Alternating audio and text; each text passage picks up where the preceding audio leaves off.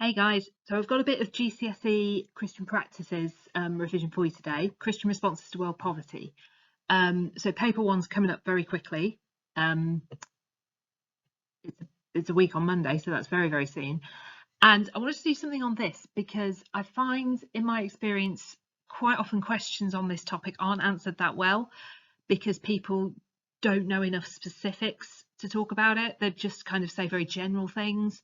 And the other thing that happens is that sometimes people mix up Christian responses to world poverty with work that Christians do in the UK for UK poverty. It's not quite the same thing. So let me just clarify what I mean by that for a second.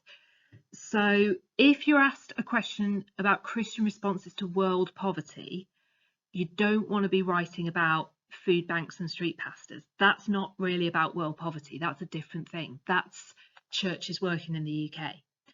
I think if they want to know about that, they'll set a specific question on food banks or street pastors. So try not to get confused. World poverty is about what are Christians doing to help in countries that have much, much more severe poverty than perhaps we do in the UK. All right, so I'm going to start with a few religious teachings because these can always help you. Obviously, you're going to need these in a 5-mark question, but also they can help you in all kinds of questions to express yourself and show that you know what you're talking about. So a little bit here from Mark's Gospel, Jesus saying, sell all you have and give to the poor. Now, it's not necessarily true that Christians would take that literally, because sell all you have is quite extreme. If you sell all you have, you might be poor as well. So they don't take it literally necessarily, but they believe that people who are rich, people who have a lot, should do much more to help the poor, and that the world should be a more equal place. So we could kind of rephrase it a bit and say, if rich people didn't make it a priority to be quite so rich, if they gave away more of what they had and then gave that surplus to the poor, the world would be more equal. And that's probably, you know, a reasonable way of interpreting what Jesus was saying in today's world. Another one, this is actually a parable, so it's a story that Jesus told, the parable of the rich man and Lazarus. Now, again, parables aren't necessarily, you know, it's not necessarily the case that this story happened, but what we do know is Jesus told it to make a point. We don't know for sure that he told it, but we know it got written down in the Gospels. It's from Luke's Gospel. So in this story, Jesus is talking about a rich man who had everything and a beggar called Lazarus. Lazarus used to sit outside his house. The rich man never did anything. He never gave him any kind of help. So when they both died, Lazarus went to heaven and the rich man was sent to hell. And in hell, the rich man was basically told, you're here because you helped no one. You could have helped and you didn't. Your money's no good to you anymore.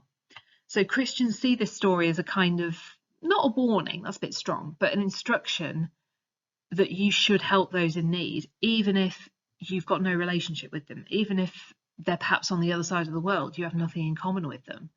If you can help them, you should. And the fact that you can should be a good enough reason to do it. You shouldn't really need another reason. All right.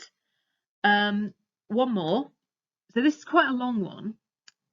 This is from 1 John. So not John's Gospel. This is from letters in the New Testament. I've underlined the bit that I think is probably the most useful bit.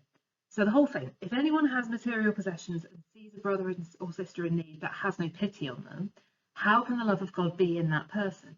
So in other words, if you're rich, you're well off, and you see someone in need but you don't feel anything for them, you're not really being a good person in that moment. The love of God is not in you.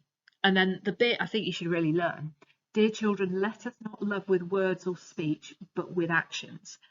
So it's very easy to say we should do more. It's very easy to say, isn't it terrible that people are in poverty? But to prove that your faith is real, you have to actually put it into actions. Saying the right thing is easy, but you have to show your love for God in the way you live your life. And that means essentially putting your money where your mouth is. If you see someone in need and you can help them, you should help them. You should not just feel sorry for them. Okay, so briefly, I want to have a look at these 3 charities. Now, they're in the textbook. You can look at their websites. There's loads and loads and loads of examples that you can get to talk about Christian charities that work worldwide to tackle poverty. And you've got to remember, most of what these charities do is not in the UK. So they're working in Africa, in parts of Asia, in South America, in places where there's great need for whatever reason. What you've got to be careful of as well is that you don't just say they raise money or people volunteer or people help. Yeah, all of that happens, but it's good to be more specific. So I'm going to try and help you do that in the last few bits. Okay, so Cathode, this is a Catholic charity. Cathode actually stands for Catholic Agency for Overseas Development. Now, you don't need to know that, but it's worth knowing that it is a charity that's come out of the Catholic Church. And the inspiration behind Cathode is this little quote from St. Ambrose. So not from the Bible, but still from an important Christian figure. The earth belongs to everyone, not to the rich. So that inspires people who work for Cathode to think that the world can be made a more equal place and God's world should be made a more equal place. So they work in countries where people don't have easy access to clean water, education and healthcare. They try and make those things happen. They put pressure on governments of richer countries, so they do what's called lobbying to try and get governments to spend more money, send more aid to places where there's great need. And they support disaster relief efforts working with local charities. So a few weeks ago, there was a terrible earthquake on the Turkey-Syria border. Cathode will be there. They'll be working probably with local charities on the ground who know the area, who've got people there already. They're trying to do what they can to make that situation a little bit better. Okay, Christian Aid is the one that most people I think have heard of. And the reason you've probably heard of Christian Aid is because it's the official charity, the official kind of aid organisation representing 41 denominations of the church in the UK and Ireland, including the Church of England. And they've got a very famous slogan, which is, "We believe in life before death."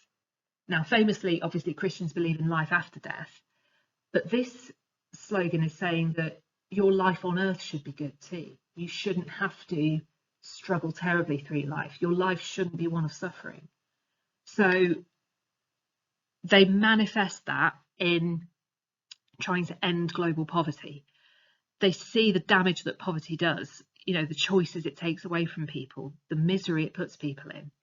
And so they work with over 700 charities in over 50 different countries, doing similar kinds of work to Cathode, but their vision is very much to try and end global poverty, make poverty as we know it a thing of the past.